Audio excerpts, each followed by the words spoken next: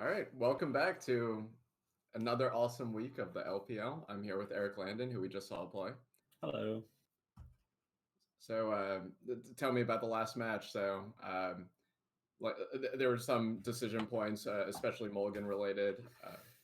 Yeah, so I wasn't super confident about Reanimator going into this anyway, because I figured people would be putting me on it, and I have a pretty good intuition that I'm going to be playing against a lot of Rug Delver, which is definitely not one of the easiest matchups right now. I would say when I'm playing in leagues, I'm beating it more than I'm losing to it, but if people were to tune their deck slightly more for Reanimator, I feel like that would change. And if I played against only the best players in Legacy, which is the LPL. So I wasn't so sure I even really wanted to play it, but my testing for other decks was also not going very well against Rug Delver. So I just submitted it, but I accidentally submitted the wrong list. There should have been at least one more Xanthan Swarm, if not maybe more, because I think that's one of the better cards in the matchup. So yeah, well, that wasn't there. Sorry. Well, one thing I do enjoy overall about the LPL and this environment of just like not being able to ban archetypes or decks that people can play, so we can see people play the decks that they're known for playing very well. So we do have quite a bit of like Delver experts, you being a Reanimator expert. So everyone, we're seeing like the highest level Magic with those archetypes. So it was still a pleasure to watch you be able to play Reanimator. Yeah, I mean, unfortunately, Reanimator doesn't always make for the best games. Like every once in a while, you'll get some really cool ones where like maybe I have some lines that other people may not have seen. But a lot of times, like you either just have a protected fast Griselbrand or you don't, especially against something like Delver, because they have so much counter magic and pretty fast threats. So you don't see that many interesting games against Delver decks in particular.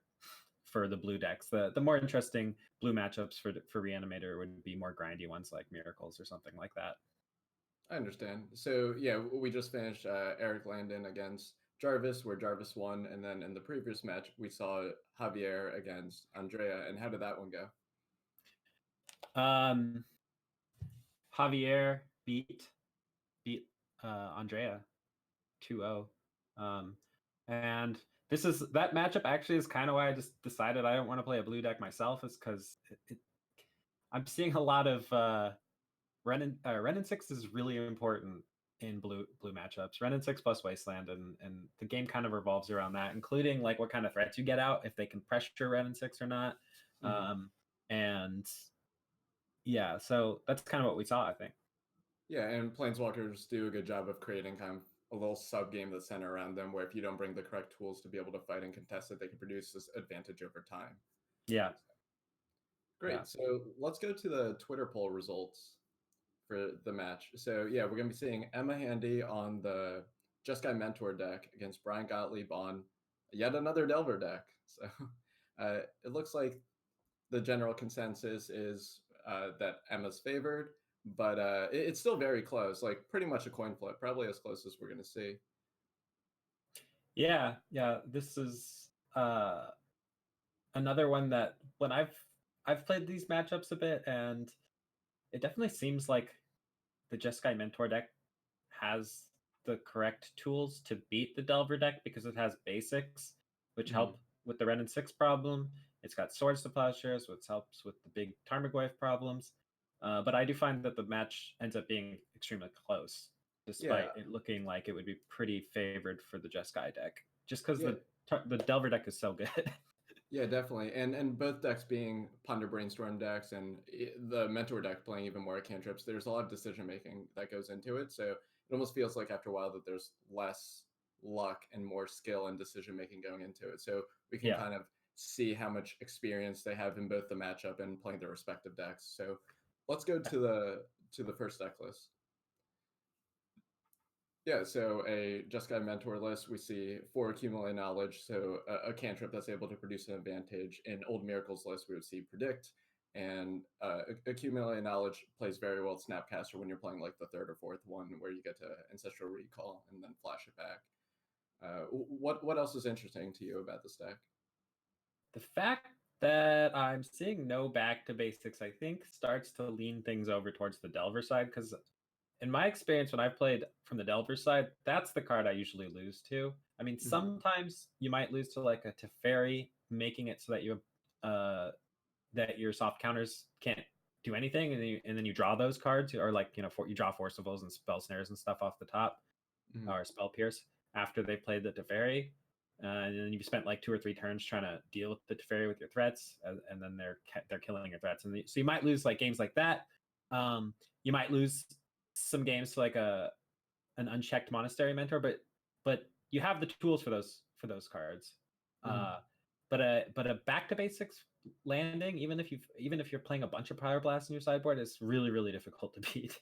Yeah, definitely. And one thing that's really important when you look at these types of lists is you see like one Pyroblast main, one Supreme Verdict, all these one-ofs, they're actually really high impact when you're playing so many cantrips. So in addition to the Ponder Brainstorm having Jace, the Mind Sculptor, and Accumulate Knowledge, it's closer to playing like 2.5 of each of those one-ofs. And then even the 2 and 3 of in the creature threats are kind of magnified in that way. Yeah, and I'm sorry, I do see, but there's 2 back to basics in the sideboard, and also 3 Rest in Pieces. So those cards are going to make the sideboard games way harder for the Delver deck. Yeah, how about we check out the Rug Delver deck at this time? Cool. So this looks pretty similar to Jarvis's list that he played. So we see that's playing Elvish Reclaimer, Hex Drinker, and True Name Nemesis with no Hooting Mandrills. And then you have the 1 Oko in the main. So kind of a classic shell going on here where you're tweaking the numbers based on the metagame you're expecting and what you think other people are going to bring. And then the sideboard's pretty like chock full of these packages almost, where you have like the Caracas Crop Rotation package, and then you have Brazen Borrower, which is kind of like a Vendilion Click style card, but instead of doing the whole like pseudo Thoughtseize effect, you have this like bounce component to it. So there's some interesting like tweaks and choices going on here, but the essence of the deck is the same. Yeah, for sure. That's why we see almost all one-ofs in the sideboard, and it is interesting that these packages are kind of being included. They go if Hex or not Hexringer, if Reclaimer. I think so. One of the only holes that the Delver deck seems to have these days is that it can't quite find the correct threat package. Like obviously, Delver and Tarmogoyf seem to be the correct threats, but then we need a few more, and it doesn't seem to be agreed upon what those last, between 3 and 4 or up to 5 threats, non-planeswalker threats should be. So if it should be Reclaimer, which obviously is what people are trying right now, if that's the best cheap threat to go with Tarmogoyf and Delver, then yeah, you're going to see some lands in your sideboard to go along with it, some utility lands that are good in certain matchups, but you don't really see anything in the main deck to use to turn it into like a utility thing in the main. You're just going to wasteland people and have a 3/4. You do also have the Waterlog Grove for the time where you have Wrenn and 6 as well to get ahead in that way. But yeah, it is interesting how the threats that you choose can help dictate what sideboard cards you're going to be playing as well. Yeah. So overall in the matchup, we know it's going to be skill intensive. We know there's going to be a lot of decisions, and it might go pretty long. But who do you think's favored, and what do you think are the key components? I think it really comes down to who can take game 1. I think the Mentor deck on paper should be a little bit stronger in this matchup, but if Delver can take game 1, then there's a pretty good chance that it might be able to take one of the 2 sideboard games. But if Delver loses the first game, I think it's going to be really hard to win both sideboarded games with all those, with Rest in Peace, which is really good against Reclaimer, Tarmogoyf, and Wrenn and 6. And then they also have those back to basics, which are really difficult to do anything through. Yeah, being someone that has played Delver a lot, I typically view this as a matchup where Delver has to determine the pace of play and the terms and conditions that are being played on. So let's get down to the game. All right.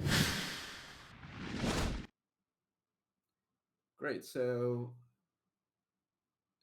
did they both keep 7?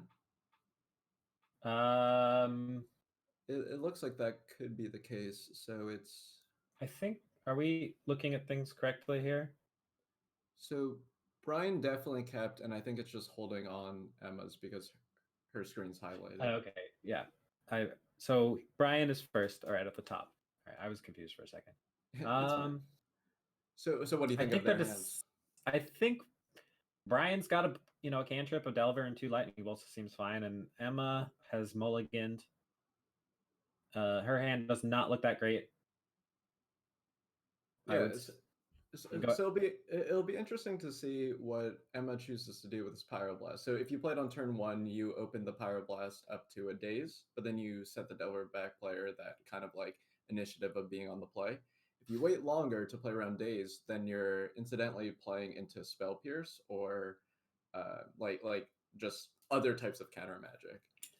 Yeah, I think with only one answer in your hand, you kind of have to wait until they start. Have a Snapcaster too. That's true. So her hand did get way better with that Brainstorm off the top as well. There's also no Spell Pierces in the rug list, so that changes it. Yeah, that changes things because you don't mind if they force you. Mm-hmm. If you force your 1-for-1 answer. Right. So sorry. No, go ahead. Yeah. So Emma, knowing that there's no Spell Pierce, is allowed to wait on this Pyroblast, and then you can just play it on turn 2. Yeah, absolutely.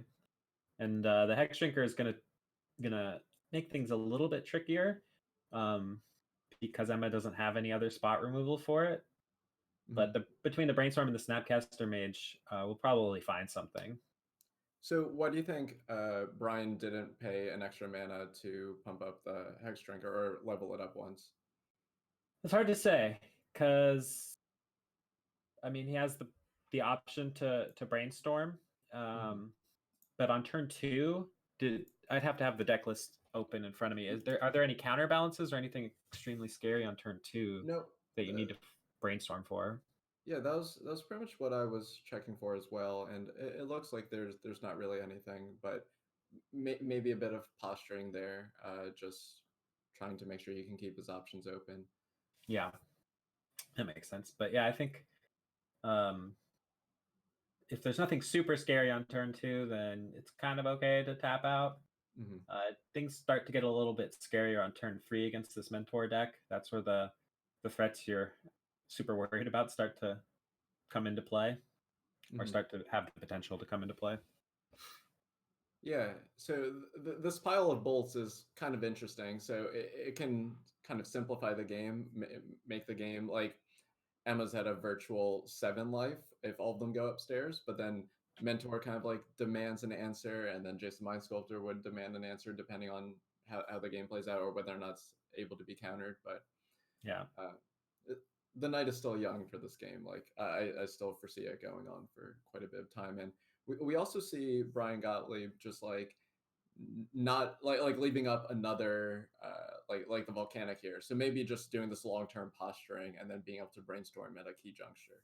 Yeah, I mean, at this point, I kind of like it because you don't want to get priced into Brainstorming after you fetch.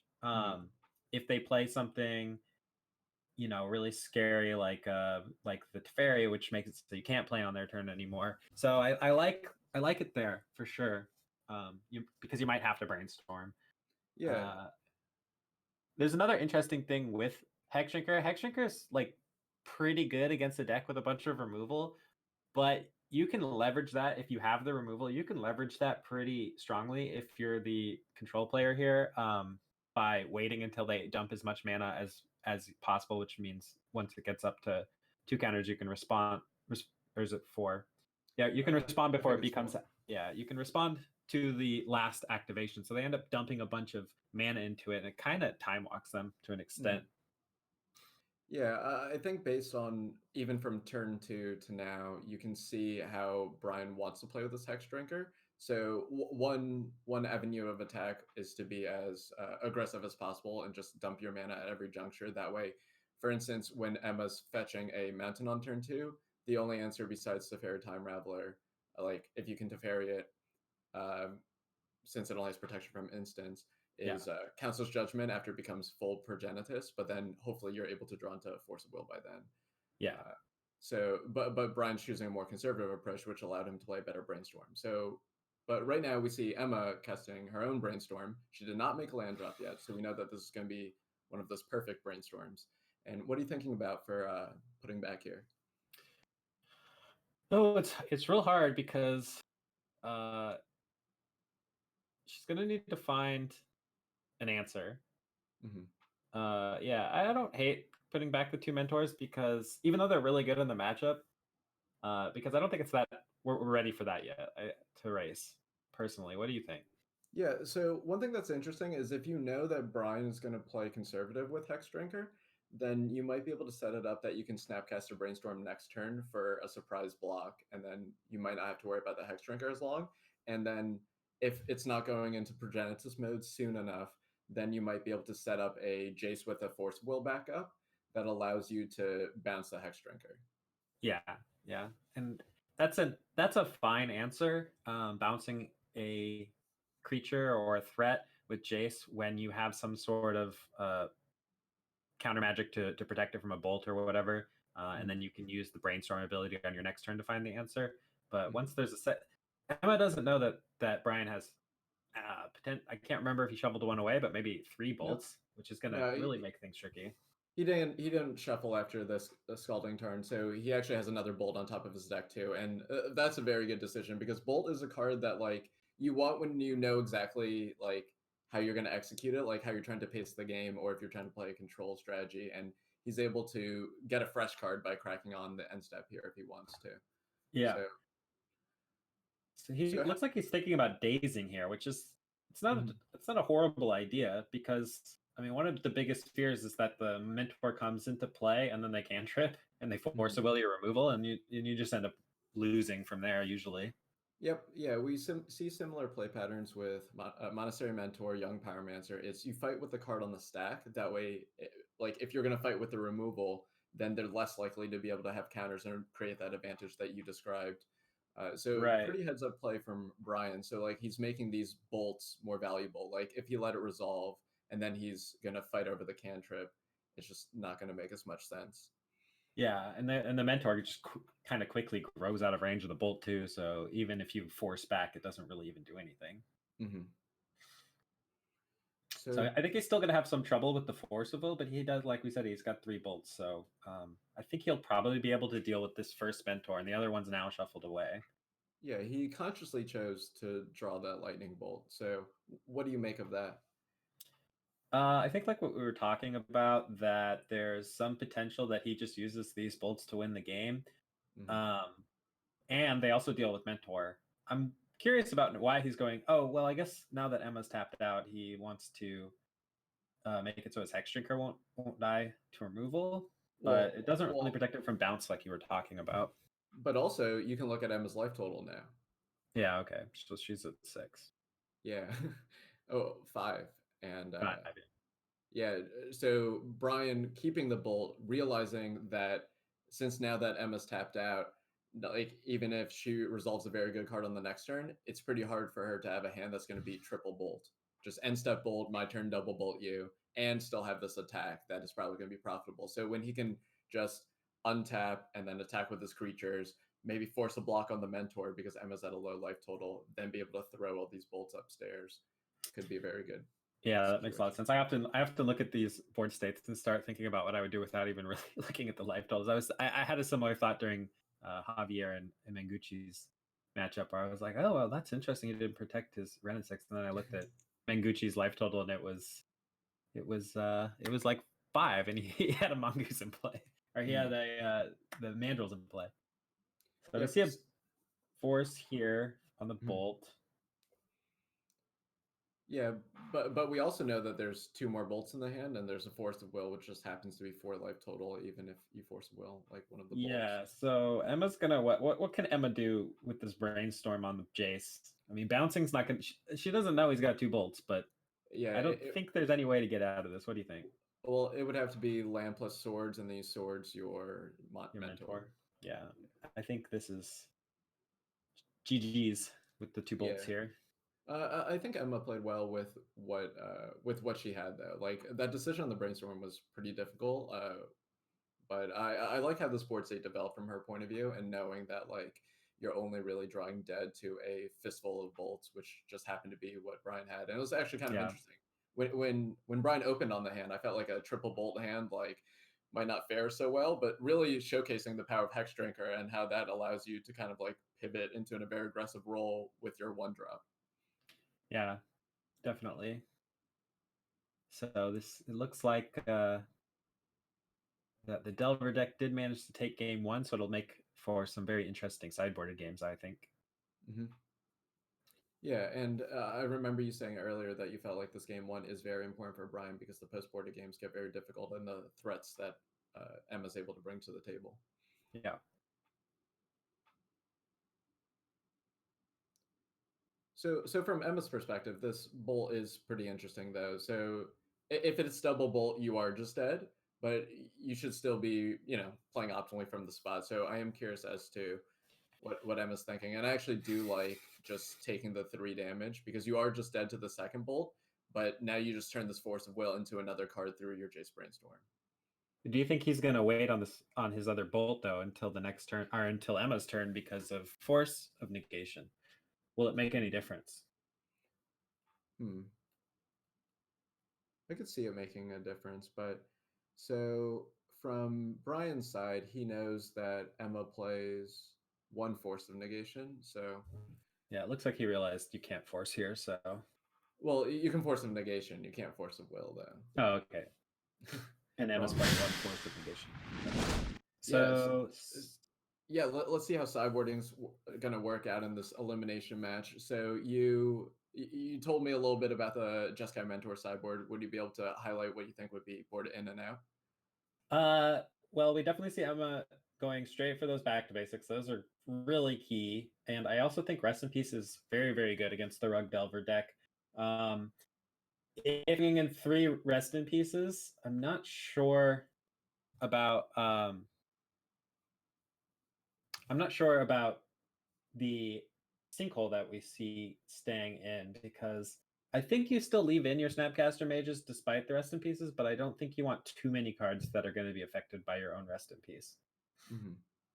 Other than that, I think the second is that a Detention Sphere. I think you bring in all your removal, so Detention Sphere seems reasonable too. And then you cut like the sinkhole and some of your top end, I guess. I'm not sure. What do you think? Yeah, it looks like there's 2 schools of thought. It's whether or not you bring in Rest in Peace. And we see this in Modern. We're seeing this in Legacy. It's when you play Rest in Peace, you are also usually utilizing your graveyard. And I actually like Emma's decision to not bring a Rest in Peace here because you're playing an Accumulate Knowledge deck. So with Accumulate Knowledge, Snapcaster Mage, Magmatic Sinkhole, like I feel like those Rest in Pieces are more geared towards a deck like yours, Reanimator, like where it's very dedicated. But I could see Emma having a hard time winning the game against like a simple like Hex Drinker or Oko draw if you're so focused on like Rest in Peace and like making your deck worse in the games you don't draw Rest in Peace. So a very interesting like decision point there. There's your school of thought and the Rest in Peace school of thought. So I like Emma's approach. Yeah, I mean, I guess I didn't realize that the accumulated knowledges were there, because I think they want to play Rest in Peace against Rug Delver. I think it turns off all Tarmogoyf so you can ignore it. They don't play any removal for Rest in Peace, so it turns off Ren and 6 from ultimate winning and from gaining advantage with the pluses on the way to ultimating, and it turns off all Tarmogoyf, so you really only have to focus on a few other threats. But then I think you probably should play Accumulated Knowledge. Well, what's also interesting is that Bryan, just knowing the deck list, boarded out his Tarmogoyfs, and he has Spell Snare in, where Spell Snare is really only targeting profitably the like Rest in Peace that's not even in Emma's deck, and Snapcaster Mage. Oh wow! So he boarded out the Tarmogoyfs because they get affected by Rest in Peace and Sword Splashers. It's also interesting that Emma brought in Palace Jailer. I guess that's a good way to. I guess with Mentor, if you can get a Mentor out in a few tokens, it's gonna be pretty hard if the Delver deck doesn't have like a true name for them to punch through and get that the Mentor. Yeah. So Palace Jailer also is like a pseudo Planeswalker when they're not taking the Monarchy back from you, where you're getting advantage over time. So it like keeps up with Ren and 6 in some ways. True. And what do you think about the hands here? Emma's hand, it's got an accumulated knowledge, which always seems like a pretty good reason to keep with a few lands, but there's no wasteland. I mean, there's no basics. It was also a mold of 6, which makes it a little more difficult, but drawing a Ponder there is really big. Yep. And Bryan's hand looks pretty stacked, other than it doesn't have a threat. It has true name. But Oko's threatening. Renin 6 is pretty threatening. Yeah, Renin 6 is actually like one of the best cards for him here because it allows him to turn that one wooded foothills into a land drop every turn. Yeah. That's what Renin 6 does. That's basically Legacy these days, isn't it? Yeah. Well, what's interesting is also, so Emma's choosing to go for the accumulate knowledge into Ponder, where you can go for Ponder instead. And I like the decision to play AK because the sooner you get an AK in the graveyard, if you draw another AK, you would want to fire that off as soon as possible. So having the potential to start the AK train is very important.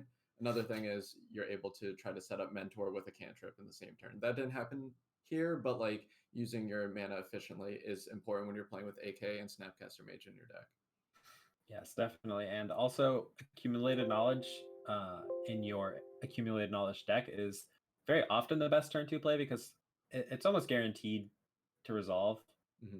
I guess with Force of Negation in the format now, it may not be, but I don't really see anybody ever countering the first accumulated knowledge. Yeah, you'd probably force the negation a later one, like maybe the third one. Yeah. So we're seeing a little, legacy force of will action here, back and forward. So Bryan chose to force of will, and he removed the spell snare, which he might identify is not that good of a card because Emma is more likely to have played like turn 2 Rest in Peace, so can rule some of that out of the situation, but also realizing that accumulate knowledge is in the graveyard. So even the times that Emma plays Rest in Peace, now all the accumulate knowledges are worse. So I like exiling the spell snare. Then I also like Emma's decision to force will back, just trying to be like, hey, if I resolve this mentor, my Palace Jailer gets a lot better. And then Bryan's decision was kind of the toughest on the last side. Do I want to play this force of negation when I have to worry about planeswalkers? And do I want to remove True Name Nemesis or Oko, which is some of the best unique threats that you could be playing?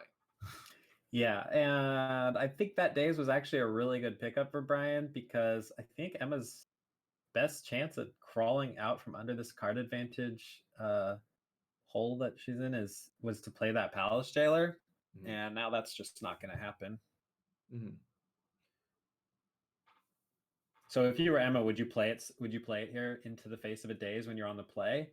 So I don't think you're allowed to because Oko just animates the food token and then takes the monarchy from you, and then you're like exchanging monarchy, but then that's like a losing proposition. So I do think you have to ponder here. You might be able to Palace Jailer the food if it gets animated next turn, and that's slightly more appealing. Well, I mean, if you played the Palace Jailer, they would need a removal spell for it for them to for Oko to turn the food token into it and steal the monarchy. Are you saying you would block with the Palace Jailer? Yeah, I mean, once you get the monarchy, like your Palace Jailer's done its job. Yeah, like your Palace Jailer's like pseudo cantripping. I feel like you're kind of behind at that point though. I like the decision to ponder because there are a decent amount of threes that can help you out here, such as like this Council's Judgment is probably one of the best cards that you could hope to draw. But now thinking about if you want to play it, so you have to worry about days, but then you also know that you are on the play, and there's some like Delver philosophy that goes on as like how many days you have on your deck in your deck on the draw. Yeah, that's more what my original question is because I think I usually would cut most of my dazes because the blue-white control player often just plays around it. Especially when I'm on the draw, like I feel daze is very, very often going to do nothing. So I usually cut at least 3 of them, I think, on the draw.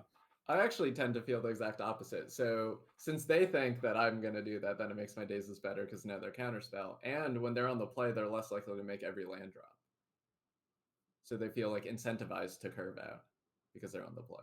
So a really interesting, yeah, for sure, different viewpoints from, people that play Legacy. But the day is getting the better of this Council's Judgment. It did. I guess, yeah, I mean, Bryan's hand has all these non-swords to plowsharesable threats, so it kind of really puts the mana constrictions on Emma a little bit more to cantrip into the 2 Council's Judgments and Planeswalkers. So definitely improved the quality of the days. It does look like the food token being animated can allow this Palace Jailer to remove that or the Hex Drinker. So generating a decent turn cycle in some regards of like being able to get the days out of the hand, so Emma doesn't have to draw a land here to be able to resolve this Palace Jailer. But it's still a slight uphill battle. And which one would you target with the Palace Jailer? So if you Palace Jailer the Hex Drinker, so the advantage to Palace Jailering the food is that they'll never get the food back because it's a token. The source of Palace Shares kind of changes it. Yeah. But yeah, when you Palace Jailer the Hex Drinker, then they get it back every time they're able to kill the Palace Jailer. I think my bigger concern would be that I'm never going to be able to answer that Hex Drinker. So even if I chump block with it this turn, how am I going to beat it later? Yeah, it would have to be Snapcaster for the Council's Judgment, or drawing the last Council's Judgment in the deck, or Teferi Time Rattler the turn before it's going Progenitus. Also, yeah, or Jace would also do that. Mm-hmm. So this plays pretty good though. So when you take the Hex Drinker here, you open up the ability for you to be able to Swords the Hex Drinker, because like if Bryan doesn't tap any mana, you know that your Palace Jailer gets to block the food, which means that you're not losing monarchies, so they're not going to get back the Hex Drinker, which means that your swords will be able to target the Hex Drinker the next turn, and you might even be able to eat a turn cycle out of it.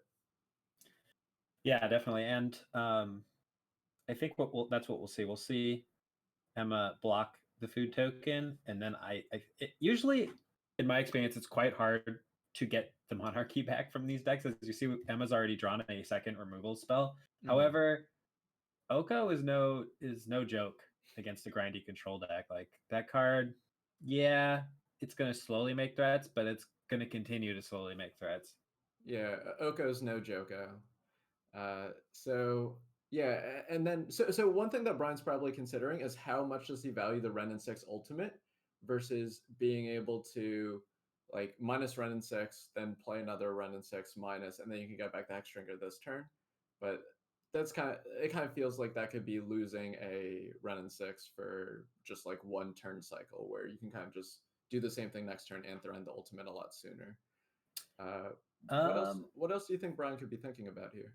I mean, I would strongly consider that, just because I think that it will also be very difficult for Emma to take back the monarchy with only 2 cards. And I think that with the monarchy thing, you have like 1 or 2 turns to try and juggle who's going to get to keep it for the rest of the game. Mm-hmm. And there is a potential window here for Bryan to take it. And I think it's going to be really hard for Emma to get it back after that. Mm-hmm. Yeah, that makes sense. What a flavor win if the Oko deck is able to take the crown. Yeah, and then it's gonna be really hard for Emma. Emma's playing Supreme Verdict, but after Bryan's gonna get so many cards off this what is it called, a monarch token? Is it a token? I don't know. Maybe an emblem. Who knows? An emblem. Just monarchy. I mean, yeah. Bryan's gonna get so many cards from this unless Emma draws a mentor soon. Mm-hmm. Yeah. So in Emma's situation, what do you think is the best draw? So you have a Source of Plowshares to pair off with this Hex Drinker, and Wrenn and 6 is no longer threatening ultimate. So now it's just like Oko versus you, but now you're fighting against your own monarchy, which is kind of hard. So I mean, AK is not horrible. But I'd really like to see like at least a Snapcaster off of this AK for next turn. So you have like 2 Swords to Plowshares this turn, and then you can snap swords next turn and have an attacking Snapcaster mage and ooh. That's okay. It's an answer to something. I mean, it answers Oko.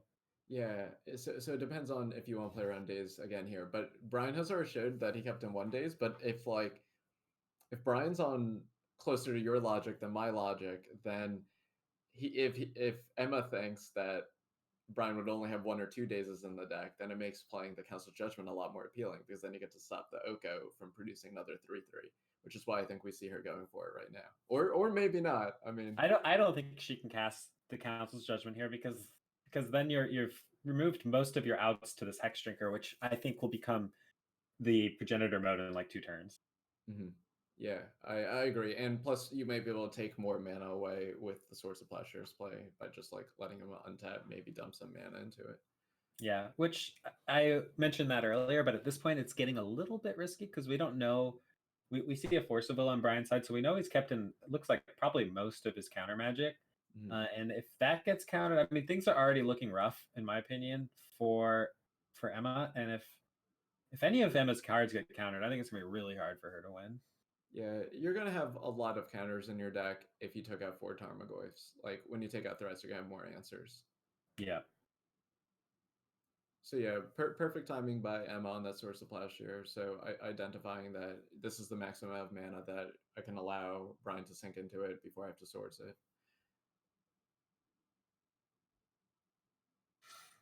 Yeah, and I think one more food token in play. Oh, there's 2, 3, 3. There was already a food token. Well, yeah. It's going to be hard either way. Well, I think you're kind of just priced into Swordsing one of the food and then Council's Judgment the Oko. And we actually know that that's going to turn out fine, barring like a really good brainstorm.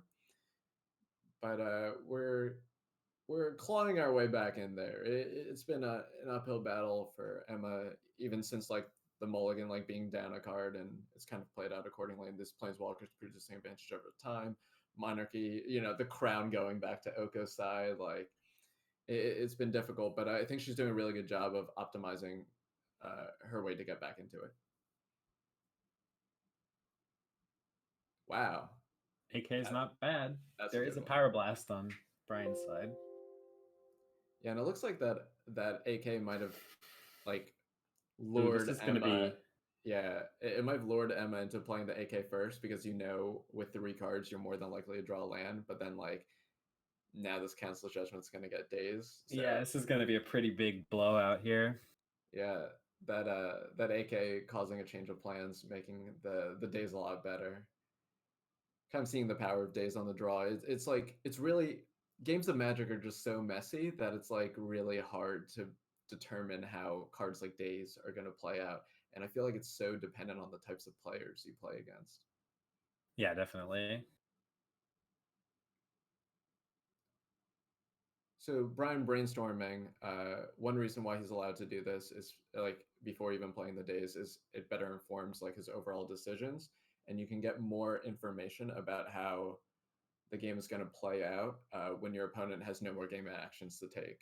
So like normally you would like end of turn brainstorm and then crack your fetch and whatnot, but like you're allowed to do it in response because A, Emma's tapped out, and B, Emma has no cards in hand, so you can brainstorm there instead. Yeah. Or you can daze and brainstorm on your turn. It's pretty much the same at that point because that Emma's Council's Judgment is not resolving, and they have no cards, and she has no cards in hand. So yeah, I agree with that. I would have also waited until my turn, but it's still just like an interesting sequencing thing. Yeah. So let's see, what can Emma draw? So with the Force of Will, pretty much nothing, but I guess from her point of view, the best card she could draw is probably Snapcaster to try to Council's Judgment the Oko or something like that. I think this game looks pretty over. Yeah, there could have been some weird like AK for 4 like into another land and do all these things, but alas, the last Source of Plowshares along with just the Force of Will plus blue card being in Bryan's hand. Yeah. I mean, if Bryan has nothing and Emma is able to AK into a really good grip, but I think it's asking a lot. Yeah, and just like that, Emma's eliminated from the LPL. Fought very hard. I think she played very well to optimize being down on cards and understanding like what sorts of things need to go right for her to.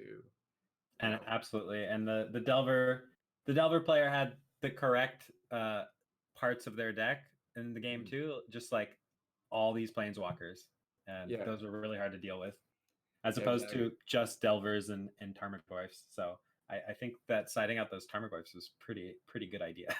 Yeah, it gave him a lot more permission to fight like that Monastery Mentor battle, where it was like Mentor, Force of Will, Force of Will, Force of Negation.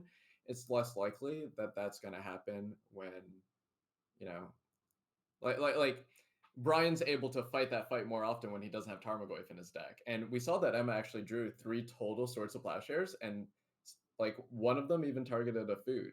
Like that would have targeted the Tarmogoyf, and like a mentor would have been in play. Like this game would have played out so much differently if some subset of those dazes weren't in the deck, or maybe if the Force Negation was in the deck. Like if some blue counter magic wasn't in the deck and was Tarmogoyf instead, that game might have played out slightly differently. Yeah, definitely. So do we have a graphic for the bracket?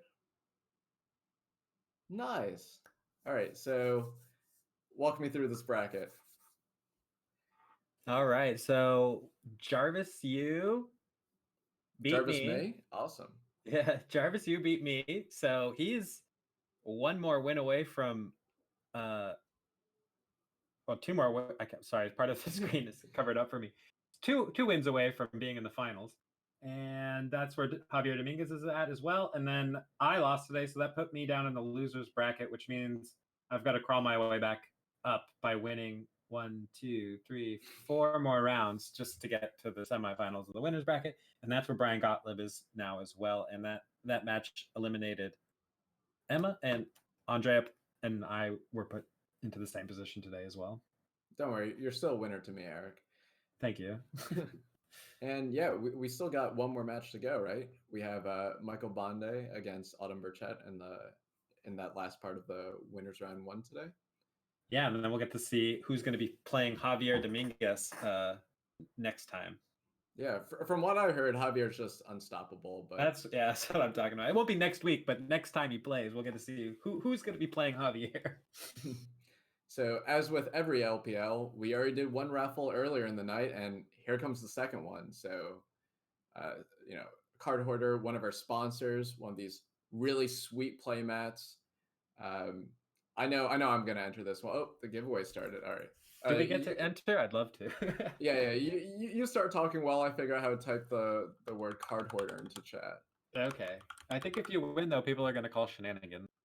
Well, I've entered pretty much every time and haven't won, so I don't know why it would be shenanigans this time. But oh, that sounds like part of the plot.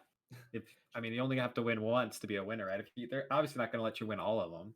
It's true. But you were the one that played shenanigans tonight, not me. But I know I drew it right at an opportune time, but it was obviously not good enough. Yeah. So Card Hoarder, our sponsor here, giving away this playmat. We have 2 other sponsors as well. We have Wizards of the Coast. They've been known to make a good game or two, and Scott Monroe. So yeah, huge thank you to our sponsors. Really helps put this production together, and someone's gonna be very happy receiving this playmat. And whoever's the winner will reach out to It's Julian, and it'll be great. And 15 more seconds to put Card Hoarder into the chat. Yeah, it'll be especially good if the winners watch Wolf 92. That would be really funny. Yeah, cold shot right here. I'm like what, 1 in 200 something. Should I put it in? I think it's too late. No, it's not too late. It's never too late.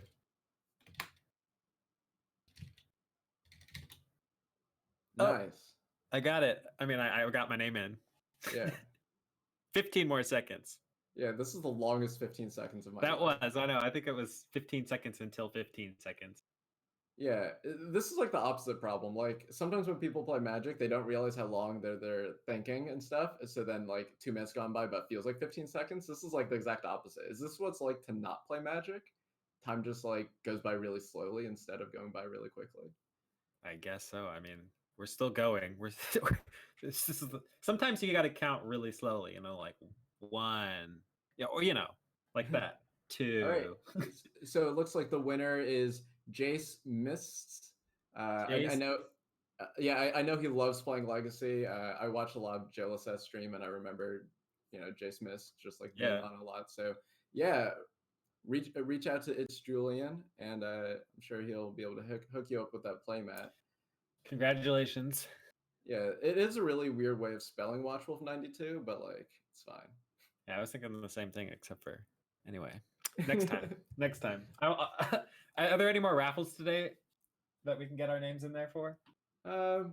Well, there's always next week, and we're doing this every week for the next couple of weeks, so don't worry, you'll still have a chance, Eric. But fair enough. Yeah, I'll be back typing card order in chat next week. Yeah, so it's been great commentating with you, and we'll see how the last match goes. Stay tuned. Bye.